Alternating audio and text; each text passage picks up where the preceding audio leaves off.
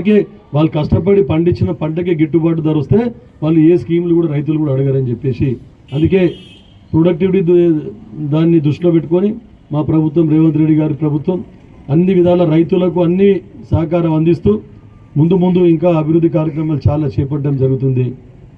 దాంట్లో భాగంగా ఈ హాస్పిటల్స్లో కూడా స్టాఫ్ రిక్రూట్మెంట్ కూడా అందుకే చేస్తూ ఉన్నారు. ఒకటే కాకుండా ఇంకా వ్యవసాయంలో కూడా లేటెస్ట్ టెక్నాలజీస్ కొత్త యాంత్రీకరణ చేసి వ్యవసాయంలో కొత్త వంగడాలు తీసుకొని వచ్చి వ్యవసాయం ఎట్లా చేస్తే గిట్టుబాటు అవుతుంది అని చెప్పేసి దాని మీద కూడా శాస్త్రవేత్తలు అందరూ ఆలోచిస్తూ ఉన్నారు. కాబట్టి దానికి పైసలు పెట్టాలన్నా లేక రోజు రైతు రుణమాఫీకి, రైతు బంధుకో లేకుంటే దీనికి అన్ని సబ్సిడీలు పెడితే కొన్ని అభివృద్ధి కార్యక్రమాలకు పర్మనెంట్ అవుతుంది. పర్మనెంట్ అభివృద్ధి అదే అవుతుంది. ఇదేమో అప్పటి పూర్తి వాడుకుంటాం, పైసలు ఖర్చు పెట్టుకుంటాం, దీంతో ఏం ఫాయిదా ఉండదు. అప్పటి పూర్తికే ఇది. అందులో మనకి ఇప్పుడు రైతు రుణమాఫీ వచ్చినా, రైతు భరోసా వచ్చినా చాలా మందే కరెక్ట్ ఇత్తనాలకు, ఎరువులకు దానికి వాడుకుంటారు. ఇంకా బారాన మంది పోయి వైన్ షాప్లకి, ఇన్ షాప్లకే ఖర్చు పెడతారు. మీరు చూస్తున్నారు లైన్లో నిలబడుతుండే, అప్పుడు రైతు బంధు అందులో వాడగానే లైన్లో వైన్ షాప్ల దగ్గర ఉంటుంది. కాబట్టి ఇప్పుడు మా ముఖ్యమంత్రి గారు కూడా ఈ డ్రగ్ అడిక్షన్ ఒకటి చాలా ఇంపార్టెంట్. ఇప్పుడు నేను చూసినా సాధారణ డి అడిక్షన్ సెంటర్ కూడా ఏర్పాటు చేసినందుకు మీకు సభాముఖంగా అభినందిస్తూ ఉన్నాను మీకు. ఎందుకంటే ఈరోజు చాలా కాలేజ్ పిల్లలు, స్కూల్ పిల్లలు డ్రగ్స్కి అలవాటు పడుతూ ఉన్నారు. అప్పుడే వాడు 8వ తరగతి ఉంటాడు, బీరు తాగుడు సురు పెడతాడు. చూస్తున్నాం కదా మనం సమాజంలో చూస్తున్నాం. కాబట్టి కొంతమంది ఏమో ఇక పొద్దున్న లేవగానే స్టార్ట్ చేస్తారు, అలవాటు అయిపోతుంది, అది అడిక్ట్ అయిపోతారు. అటువంటిది డి అడిక్షన్ సెంటర్ కూడా పెట్టిన వాళ్ళు చాలా సంతోషం. మా ముఖ్యమంత్రి గారు కూడా డ్రగ్స్ మీద చాలా స్ట్రిక్ట్గా ఉన్నారు. ఎందుకంటే ఈ ఆల్కహాల్ వలన, డ్రగ్స్ వలన చాలా ఆరోగ్యాలు పాడైతా ఉన్నాయి. చాలామంది పిల్లలు, యువకులు, కష్టపడి పనిచేసే తత్వం ఉన్నటువంటి యువకులు వాళ్ళందరూ పెడదారి బట్టి, తప్పుదోవ బట్టి వాళ్ళందరికీ కుటుంబాలే నష్టపోతూ ఉన్నాయి. కాబట్టి దాని మీద కఠిన చర్య తీసుకోవాలని మా ముఖ్యమంత్రి గారు కఠిన చర్యలు తీసుకుంటూ ఉన్నారు. కాబట్టి ఇంకా ఎక్కువ చెప్పకుండా నాకు టైం అయితే చాలా ఇప్పటికి మాట్లాడేసిన. ఇక మీరందరూ కూడా సారా వాళ్ళకి చెప్పేదంటే నేను చెప్పినట్టు ఒక పర్మనెంట్ రెగ్యులర్గా ఈ ఒక్క మండలంకు మీకు అంత టైం ఉండదు, అన్నీ చూడాల్సి వస్తుంది. మీకు హాస్పిటల్ నడిపించడం అంత కష్టం మీరు అనుకుంటారు.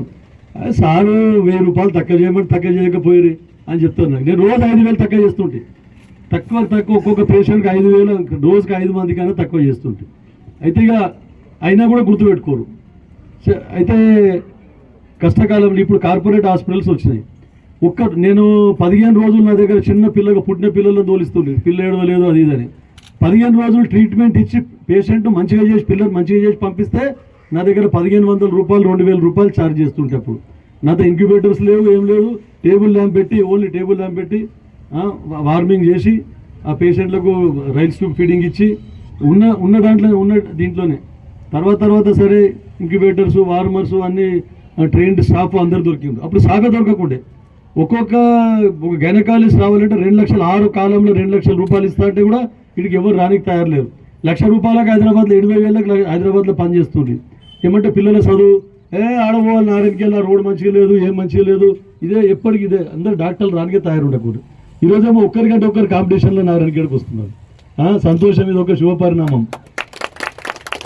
అయితే మీకు ఒక్కటే ఈ అవకాశం వచ్చింది కాబట్టి చెప్తా ఉన్నా, మీరందరూ కూడా ఆరోగ్య బీమా పాలసీ ఖచ్చితంగా చేసుకోవాలి.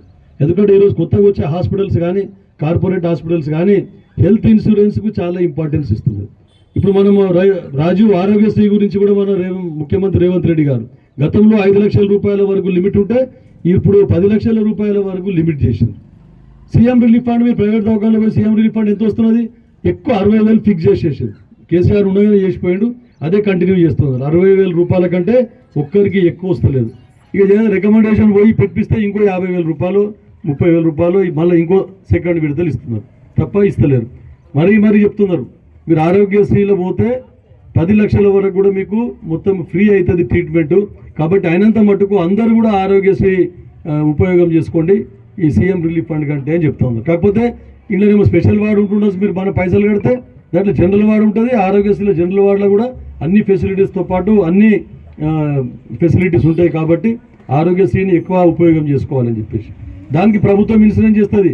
మన ఫ్రీ కాదు, పైసలు ఇస్తుంది ప్రైవేట్ దవాఖానలు అన్నిటికీ.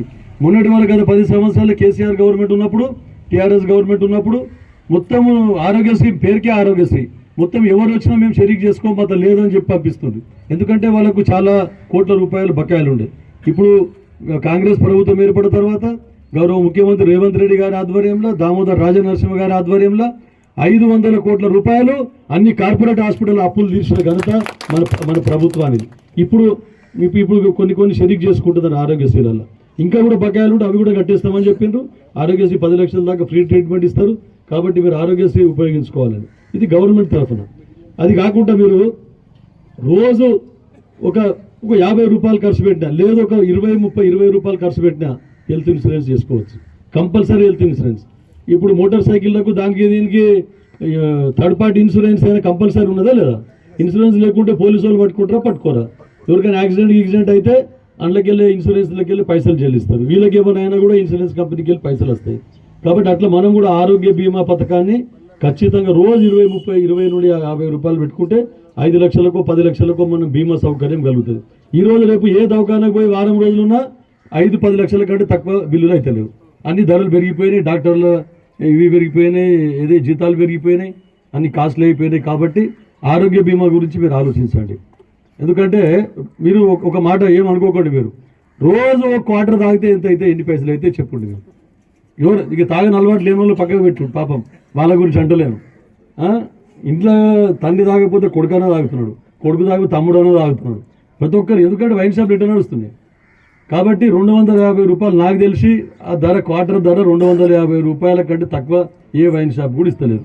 మరి 250 రూపాయలు రోజు ఖర్చు పెట్టేవాళ్ళు 20 నుంచి 50 రూపాయలు రోజు ఖర్చు పెడితే ఆరోగ్య బీమా 5 లక్షల నుంచి 10 లక్షల దాకా ఆరోగ్య బీమా వస్తుంది. అందుకంటే మీరు ఏ ఆరోగ్య బీమా, చాలా వచ్చినాయి ఆరోగ్య బీమా పాలసీలు.